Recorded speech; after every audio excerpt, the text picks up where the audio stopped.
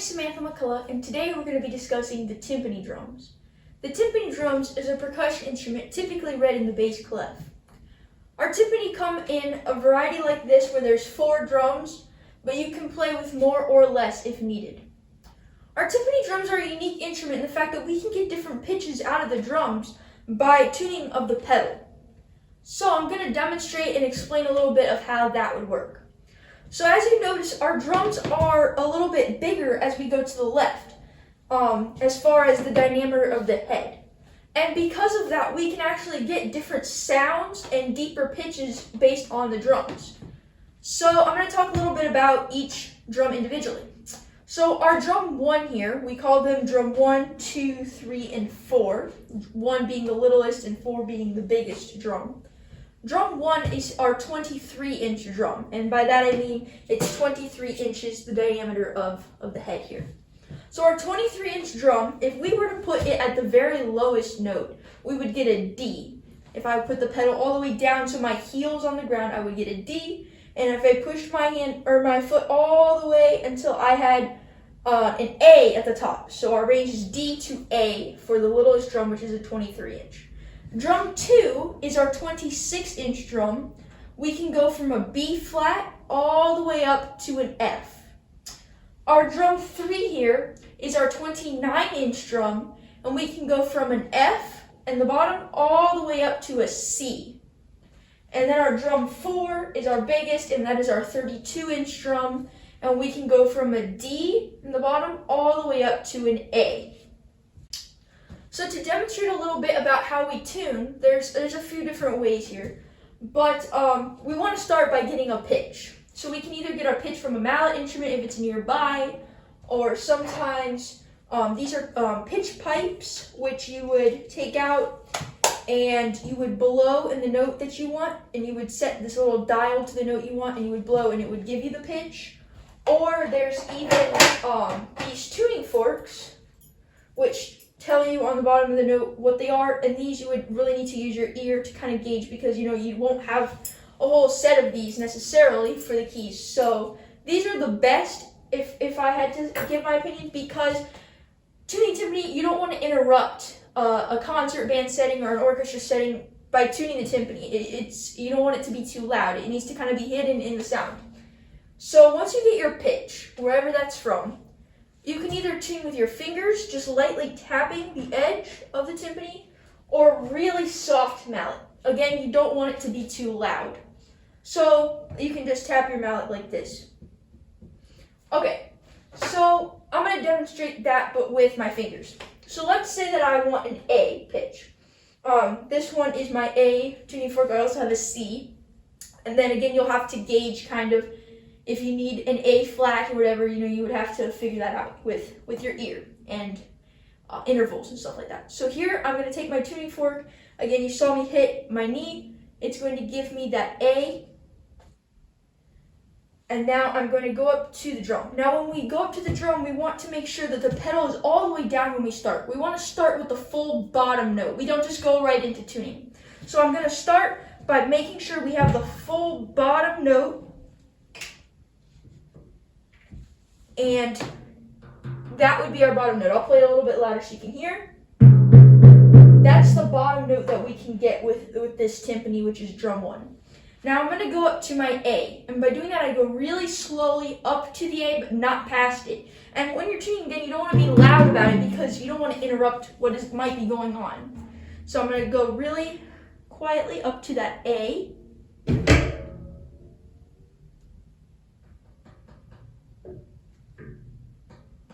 So now I have that A, and we're good to go. And you would do that with all 4 timpani. Now, if for some reason or an accident you go past that A, let's say you go to a B or a B flat, you don't just bring it back down like, oops, I got there. You have to start the whole process back over, because it'll fluctuate the pitches. No big deal. You just go back down and you do the whole process over again until you have your 4 pitches you need. And sometimes, there will be tuning changes in the middle of a song, so you'll have to do all of this, and that's why it's really important to be quiet with it and really lightly tap the drums, or with a mallet, really softly tap until you get your pitches. Now for some timpani, they actually have these little gauges on the sides, which have the notes kind of preset there. Don't always trust those. They're most of the time not correct unless you check them daily. So it's really important that if you do have these, you check them all the time because they'll get out of range, they'll move. You can easily just unscrew them and move them. So don't necessarily just trust those without ever checking them. To move those, you'll find your pitch that you need, and then you can unscrew the back of them and move them accordingly with what you need. But like I said before, we go to different places to do different concerts and stuff, and we're using brand new instruments we've never used before, and some of them might have these gauges. Don't trust them. They'll be flat, they'll be sharp, it'll be a completely wrong note. Again, you need to check them before you trust the gauges. You can move them, it'll be good to go. So as far as standing or sitting at the timpani, there are two ways we can do that. So our first way is with a stool. And for that, a lot of the times people think we just sit on the stool.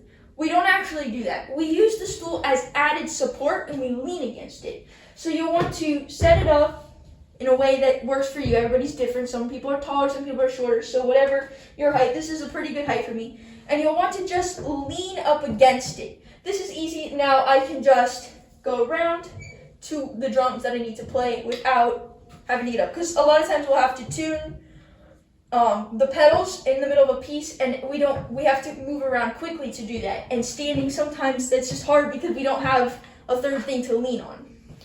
The second way we can play timpani, which I prefer because I am shorter, a lot of people who are shorter have trouble using the stools because it's so high off the ground, is you can stand and play. And you will have to, really balance yourself when you move the pedals, but that's just how that is going to work.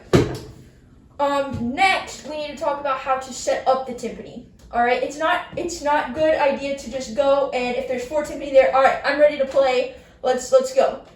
That you have to take a minute and adjust the timpani, even between pieces. If there's one person playing on this piece and now it's my turn, I go. You need to adjust the timpani. You need to take time for percussion to set up and readjust everything. So first, when we set up our timpani, we need to get the first drum 2 and drum 3 set up. So to do that, you'll want to just make sure, if I grab a pair of mallets, I'm ready to go. These 2 drums are pretty good for me. You don't want to hit in the middle of the timpani. You don't want to hit on the very edge. You want to hit about 1 inch or 2 off from the head. So we're about right there and right here. So I'm standing in a pretty good position to be able to do that, extended with my arms. Then you'll notice if I go over here, that's pretty good. It could move out a little bit, and same with over here. So you'll have to adjust these 2 last, drum 1 and 4. You would adjust last. So 2 and 3 you adjust first, and then 1 and 4 you can move in or out depending on what you need. Next, we're going to talk about how to move the timpani. This is very important because timpani are really expensive, and to replace or repair timpani, it's outrageous with the prices. So we need to take care of them, and care of our equipment is super important. So to move the timpani, it's actually quite complicated steps. So first, we need to make sure that the pedal is not on the ground. We don't want the pedal dragging on the ground. So to do that, we'll want to push all 4 timpani, and this is including in storage too. Whenever the timpani are not in use, put the pedals up. It just makes them last a lot longer. So you want to go around, push all the pedals with your toes so they're either parallel with the floor or even higher. So go around and do that. These are all off the floor. And then you'll want to move them. Never pick them up by these rims here. That is the worst place to move the timpani. You never want to pick them up from here. You never want to push them or pull them from here. That will take this head and shift it, and then the timpani will be out of all the ranges that it's supposed to be in. So we never want to do that. So to move the timpani, we want to grab it from these things right here. These timpani have this kind. Some other timpanis just have bars that go around. You want to grab the bar that's right by the pedal, the one that comes with the pedal, and these are called ribs or lungs of the timpani, and you want to pick them up and lift this way and then move it forward or backwards from there so that the pedal's not on the ground. Some timpani, like this one, they don't even have wheels here. So if you were to move it, it would just drag. And we never want to drag the timpani. So you'll want to pick it up and move it there. And it's hard to move these things in and out of doorways. It really is. These are very awkward instruments to move. And you will need a buddy system to help move these things. So to move these things in and out of doorways, like I said, it is very difficult. But we never want to shove them. If we shove them, we could damage the head, we could damage the shell. It's like I said, it's very expensive to replace or repair these. So in order to do that, you would need a buddy system to kind of help lift in and out of doorways to kind of go. It's best to avoid doorways if at all possible because we don't want to damage any part of the timpani. Whenever these are being moved or not being used even at all, if they're just sitting in the band room every day after practice or whatever, it's important to put a cover on these. Covers come in a variety of different shapes and sizes. Some range from just like a piece of cardboard, like a circular piece that you just lay on the head.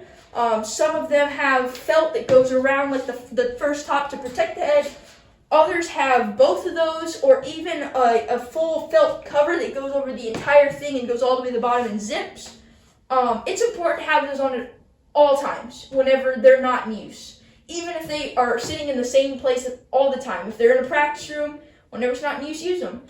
It'll help them from preventing getting damaged, other people getting scratches on them, It's just, they'll last a lot longer if you take care of them. But make sure that if the timpani ever get wet, like let's say we're moving them outside and we're trying to move them in or something, it's raining and the drum gets wet, it's really, really, really important to take a towel and dry it completely before putting a cover back on it.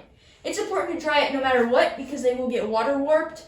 But if you put a cover over it, now that water is stuck inside and we can get it moldy or like it can get water warped and ruin the drum. It's very, very important that if these timpani get wet or even any percussion equipment gets wet, you need to dry it off immediately so it does not ruin the drum. As far as the timpani, they are not tables. They're not rolling carts. We don't ever want to lean on the timpani. We don't want to put anything on the timpani. They're instruments. We want to take care of them like they are our own personal equipment, even though they might not be yours. A lot of times people put covers on them and then they think it's okay to put other things on them, like a pair of cymbals or a triangle or sticks or something. They're not tables. We don't want to, when we're rolling these, we can roll these by themselves and then we'll come back and get the other stuff. We don't put anything ever on top of this. It'll damage the head. This is pretty fragile here, and we don't want to risk, popping the head or breaking it or anything. So lastly, we're going to talk about timpani mallet care. Timpani mallet care is really important because we want our mallets to last as long as possible. For our mallets, I typically put my mallets in these little Ziploc bags, and that really helps them stay protected for forever. Because most timpani mallets are actually made of felt, so a lot of the times they just pull apart really easily. We don't want that to happen, so putting plastic baggies over it really help it a lot. Sometimes instead of plastic baggies, when you buy a set of mallets for the first time, they come in these big bags. These are also really nice. This is really also helps the bottom of the mallet so you don't get wet and they're all protected and everything. So that's really helpful with that. To demonstrate, I used snack size baggies. You can buy these at the dollar store. They're really simple to find. Snack size, you put each mallet into the bag so that they're about separate apart, and then you twist a few times until each side of the mallet gets its own separate side of the bag and it's all protected. Now it's also important to put all of these mallets, away into a stick bag. A lot of the times I notice timpani mallets are shoved into like the little sides of the timpani here, or left on top of the timpani, or laid on the floor, or just put into a big bin. That is terrible for mallets. They'll get ruined that way, especially on the head. That can also damage the shell of the timpani. It's important to put all of your mallets and put them away into a stick bag or a mallet bag of some sort, and then zip it up so it can't get wet. So I put all of my mallets into a bag like this, and now they're all protected and ready to go. They'll last much longer than if you just let them be. It's much better to protect your mallets. Also, it's never okay to drum with them on the floor. Timpani mallets are made for timpani. or they're made for whatever the music calls for. They're not made to drum on the floor. That's how the felt gets loose, and then they're not good anymore. So really protect your stuff and put them away.